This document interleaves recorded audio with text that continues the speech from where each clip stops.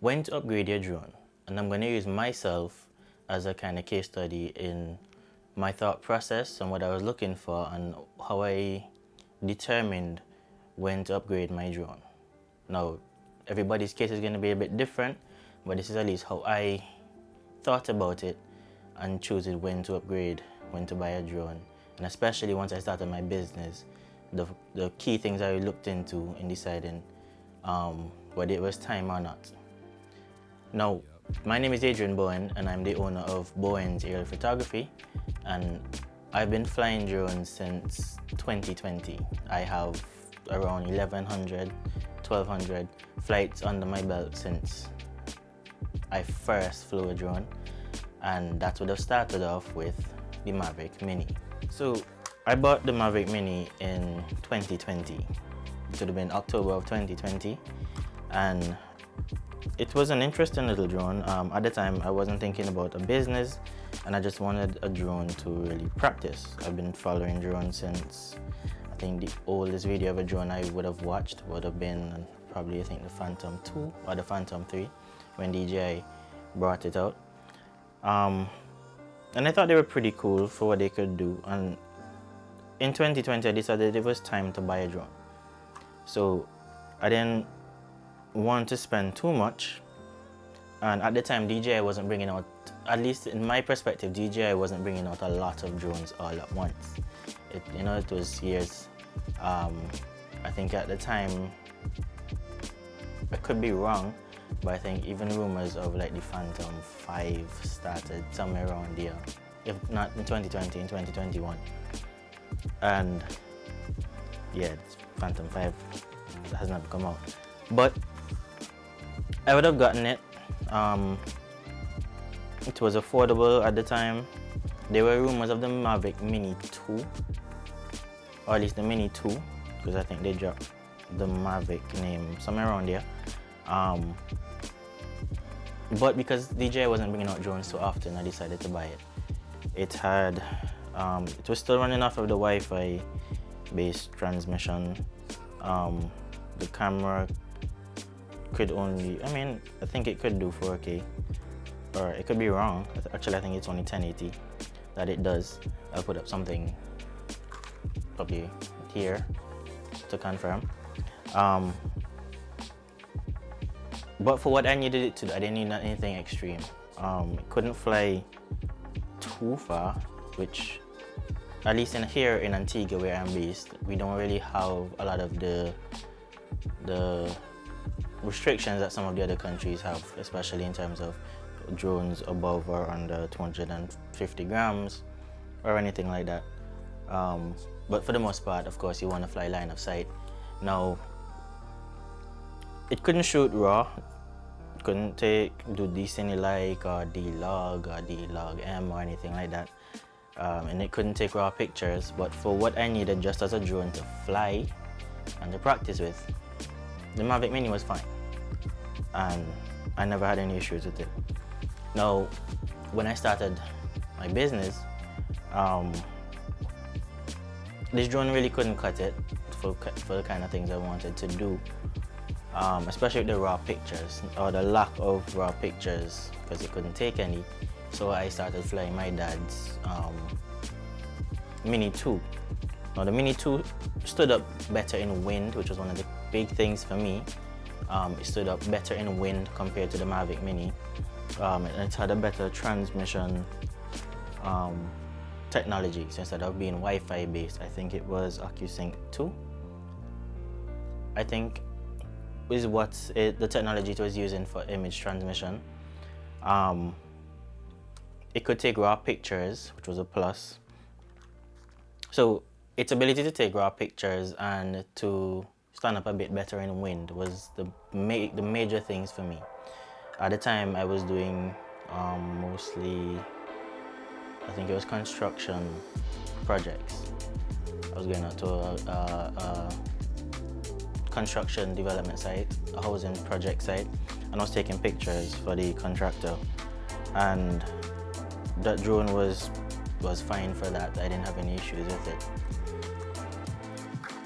But then, of course, as you as your business expands or as your needs change, you might decide that, well, it's time to upgrade. But not because a new drone comes out means to buy it. You know, the Mavic Mini 2 came out, and although it wasn't mine, my dad bought it, and so I borrowed it from him, and I started my business on that, and I didn't have any issues with it. But at the same time, I was flying that as much as I was flying my Mini. I was practicing on this and then doing jobs on his own with the Mavic Mini 2, or with the Mini 2, and I didn't have any issues with it. So in 2021, March of 2021, I decided it was time to upgrade. There were a few drones on the market, and now how I decided what I would upgrade to was dependent on my needs. Now, the Mavic Mini 2, the Mini 2 that I was flying at the time, had its limitations in terms of not being able to record in any flat color profile, which I wanted to get more into color grading my work, my videos. So that was on the list for me. Having a drone that stood up a bit better in the wind compared to the Mini 2 was on the list for me. A faster drone as well was on the list for me. Longer flying time was up there as well. Those are the primary things I was looking at. As well as, and this is gonna be different for everybody. Everybody's gonna have different views on it. But for me, having a bigger drone, although the size of your drone doesn't dictate the quality of work that you can produce, it does come across a bit different in the market, where you have other persons flying drones and you show up with a very small drone, whereas your clients are accustomed to seeing some bigger drones. They ask some questions. At the end of the day, when you deliver the work, the drone, they see the quality of the work, and any thoughts that they had would be dismissed. So that was, having a bigger drone was on the list, but not really. It didn't really matter to me. But looking at what was available, I decided to go up to the Mavic Air 2. Now, this has been my workhorse, so from 2021, March of 2021 to July, honestly, up to this day, I still fly the Mavic Air 2. And this was my workhorse. I did a lot of event photography, so I did a lot of drone photography and videography up at the racetrack. So we have a drag racetrack, that's North Sound Raceway, and I also did some work at Crabs Raceway, which is a dirt rally track. So I did a lot of work on that, and that was all with the Mavic Air 2. Now, one of the other things I wanted to get into was mapping, and at least for the kind of winds that we had, I needed something that could sit pretty good in the wind, and the Mavic Air 2 was that drone. And the Mavic Air 2 kind of ticked off all the boxes that I was looking at. So it stands up better in the wind. It flew, at least for my own drone, it flies on newer technology compared to the Mini. The camera was better in my opinion, so I could do 4K 60, and although it's marketed as a drone that can do 12 megapixels and 48 megapixels, as far as I know, it's a 12 megapixel camera, and then they call it a quad Bayer sensor, so they split each pixel into 4, so 4 times 12 is 48, and so 48 megapixels. But the larger file sizes were unnecessary for me. I mean, yes, it allowed me to zoom in a bit further in post-processing, but it was unnecessary for the kind of work I was doing, at least, and I wasn't doing a lot of prints per se to necessitate needing, higher resolution images. So it was my workhorse for a long time. But one of the issues that I think a lot of persons were coming across was the battery issue. Now, I think you can see. So this is battery number 1. So 1, 2, 3, these are the batteries that the Maverick Air 2 came with, right? 1, 2, 3. Well, the last battery that I'm on since 2021 is battery number 8. This is the last battery that I bought. And actually, it's about time to buy some more batteries for this drone. So there are 8 batteries right here for the Mavic Air 2, which is a lot of batteries to have, but given the battery specifications, they shouldn't fly above, I think it's 40 degrees Celsius, but at least here in Antigua, what I found was my batteries are always above 40 degrees Celsius. It didn't take long to get above that, and that is just because of the heat that we experience here. So it doesn't matter if I was cruising, flying very slow, or whether I was chasing cars and flying in sport mode at full speed. The batteries always work their way up to above 40 degrees Celsius in little to no time. And so swelling became an issue. Now, drone batteries, people like to do this table test. You know, they would just put the battery on the table and kind of spin it. Now this battery is spinning, but that's because I kind of polished the table. So it's kind of spinning, but there's no wobble to it, right? Compared to, let's take battery number 3. There's a lot of wobble to this battery. And you can see just how long it spins. That is because the battery is swelling compared to, let's go back to 7. You can hear all of that that friction with the table. That's because this battery is flat. But I was going through batteries very quickly, and one of the things that you have to contend with, especially buying a drone outside of the US, is importing batteries. So you buy a Mavic Air 2 battery for, I think it's between 110 and 115 US, and then ship it to Antigua, and then you spend another $150 per battery to clear it. So that's 115 EC. So at the end of the day, you're spending quite a bit to buy extra batteries. And for the kind of work that I found myself doing, especially when I needed to be on a job site for a long time, I found myself kind of cycling the batteries, which they don't really recommend. So like when I was at Crabs Raceway, I would have, I think at the time I would have had 5 batteries. And what it meant was flying a battery down to 20%, bringing it back in, putting it on the charger. Now the battery wouldn't immediately start to charge because it has to cool down first. But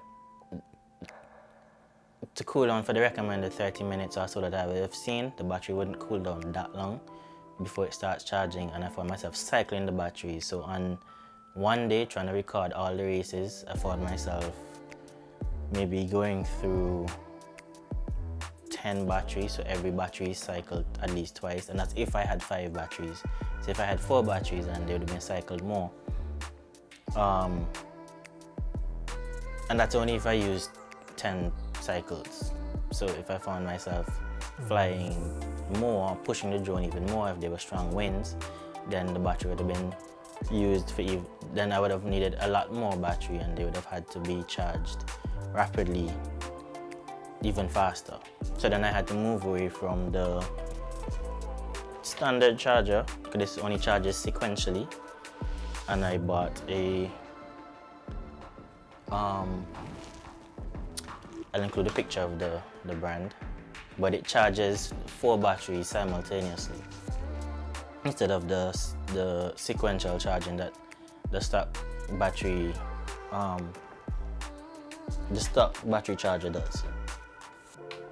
But as I said, so this drone would have had over 700 flights in the little over 2 years that I would have been flying it for. And it's been a really good drone, but my only thing was the batteries in particular. Now since then, the drones that would have come out would have been the Air 2S, which I've flown Air 2S for my work outside of my business, where I work. Otherwise, has an Air 2S and I fly it. I didn't feel compelled to buy it. Yeah, it had a better camera. It could do 5.4K. It was 20 megapixels natively, but I didn't see the need to buy it, at least for my work. So the Air 2S came out. Then there was the Mavic 3, the Mavic 3 Classic, the Mavic 3 Pro. And I know like the Mini 3 and Mini 3 Pro would have come out as well, but I didn't feel compelled to buy those at the time. You know, around the time when the Air 3 came out and I was looking at it, I realized, okay, for the price, cheaper than the Mavic 3 Classic, it was having a lot of the things that, you know, if I were to buy a drone, it had a lot of the things that I would have wanted. Flew a lot longer. It similar-ish camera, but performs better. 12 megapixel natively, but can do 48 megapixel because it's a quad barrier sensor. But it's a backlit sensor, which is different. I can't explain backlit sensors, so you have to watch somebody else's video to understand what a backlit sensor does, but it performs better in night photography. It had the 2 cameras, which for me was a benefit, again, because of my use case in having to follow cars. It would have benefited me to have the second lens. So it means I didn't have to fly as close to fill the frame with the cars, or especially if I was following a particular car for an entire lap. It just meant that that one drone, or that having that camera that could follow closer while having the drone be further away, was very beneficial, because especially if it rained on that day and the track was wet and there's mud being thrown high into the sky, I didn't really want to be flying my drone too close because I didn't want the drone to get hit by anything. So looking at that drone, the longer flight time, even if you don't get the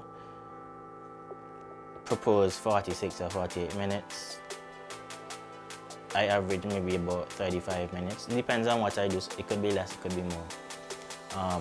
Getting that would be very beneficial to me over the 20-22 minutes. So that extra 10 minutes would have been lovely. The better battery, the upgraded transmission, the possibility of getting the controller with the built-in screen, because on my Air 2 I had the RCN one, so of course you have to put your phone in here or your tablet in here, which I used to fly with a tablet.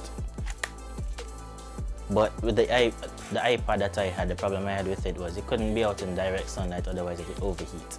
So the Air 3 had a lot of the bigger steps, which would have encouraged me to buy it, and so I did. So this year, 2023, in July, I would have bought the Air 3.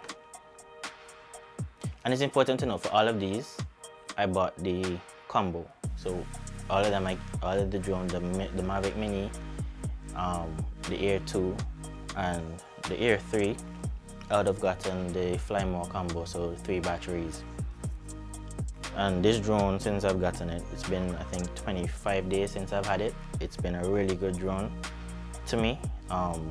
The secondary camera, of course, that I think it's 70mm f2.8 lens has been really good for me and my workflow.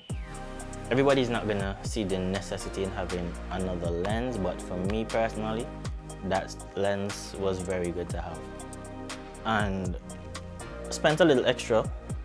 Could have gotten the RCN2, I believe, but I decided to get the DJI RC2. Had to look at the back for the name, yeah. Getting the RC2 was very beneficial to me. Having that brighter screen and having that screen built into the controller was invaluable. Granted, yes, for certain things that I would have been doing with the Air 2, like especially the mapping, that you can't really do with some of these drone controllers that have the built-in screen and come preloaded solely with the DJI Fly app. I guess that's one downside, because I wouldn't be able to do mapping missions per se with this. But that's not really a big issue for me, because I still have the Air 2. I can always do the mapping missions with this. Which was the case because recently I would have had a job where, although I had the Air 3, when it came to doing a mapping mission, I decided to, well, I had to use the Air 2, and that has not been an issue for me. So hopefully you'd have been able to see the progression. So as I got better, so as I started off with the Mavic Mini, I didn't need to have any raw capabilities for pictures or anything. I was just happy to have a drone to fly. I didn't have any issues with it. It was cheap, relatively cheap at the time, or it still is, relatively speaking. I didn't need all the bells and whistles. The Mavic Mini was fine. But as I got better and I wanted to do a bit of editing, photo editing, the Mini 2 became a good drone. Granted, I didn't buy it. I had one to use. So being able to take raw pictures, as well as being able to stand up in the wind better, would have, if I didn't have access to the Mini 2, would have probably caused me to buy it. Stepping up, I decided I wanted to get into video editing, and I still wanted to be able to edit my pictures, so the Air 2 became the next thing for me. I didn't need to step up to the Mavic 2. The Air 2 had all the bells and whistles that I needed, and so I stepped up to that the following year. That would have been 2021, and that drone held me over until July 2023, which would have been this year. And buying a drone that didn't have the same battery issues that the Air 2 had was definitely high up on the list. Longer flight time, I was able to get the built-in screen.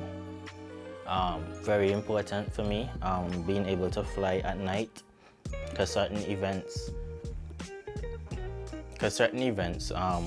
they would want you to fly at night, or they run into the night, and being able to continue recording and not having a lot of noise or issues trying to film at night was very beneficial for me. The upgraded flight transmission system was very beneficial. I think it's the OcuSync 4 now, or 04, and that has been very good. I haven't had as many dropouts as the Air 2. I did a kind of comparison between the Air 3 and the Air 2 recently. That would probably be a video in and of itself. But I only went out, I think it was about 2,000 feet, and it was in a built-up area of a lot of persons' Wi-Fi's and so around in the area. I wasn't flying over any houses, but kind of between, because of where houses are kind of spread out, and there's like a clear sight straight out to the sea that I can fly without flying over anybody's house. And just going out to 2,000 feet, I was having a little hiccup in the transmission with the Air 2. Has been flawless with the Air 3, I haven't had any issues. But for me, that is how I would have been thinking about it. Is the next drone I'm buying that much better than the one I have now, that it will necessitate me spending the money to upgrade? Or is it just because a new drone came out that I want to buy it? So you really want to ensure that the money that you're spending is going to play more in your favor, and you're not just trying to keep up. Because one of the things about being a photographer, whether it's drone photographer or camera photographer, is that gear there's always going to be something new that comes out. And if you're not careful, you can go down this rabbit hole and you're just buying gear for buying gear's sake, or trying to keep up latest and greatest, but the equipment really isn't that much better. Or the one that you have satisfies all the needs that you have right now, so there's no reason, there's no real reason to upgrade. and that is what I want to leave with y'all. Just be careful with when it comes to buying gear. If you don't need the newer technology, it doesn't make sense to upgrade to it. But if you do need it, ensure that it is, for what you're spending, it is that much better for your use case.